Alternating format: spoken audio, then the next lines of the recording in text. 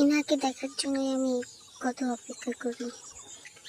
এনাকে না দেখলে আমার সকালে মনটা ভালো হয় না।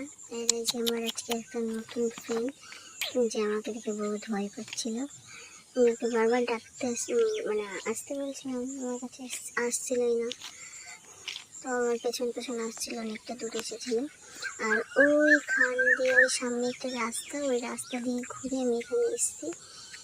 এখান থেকে সূর্যটা খুব ভালো দেখা যায়। আমি প্রত্যেক দিন না হলেও সপ্তাহে একদিন হলেও এখানে আসি, কারণ এই জায়গাটা খুবই দারুণ বলতে গেলে চলে। এখান থেকে সূর্য ভালোভাবে দেখা যায়।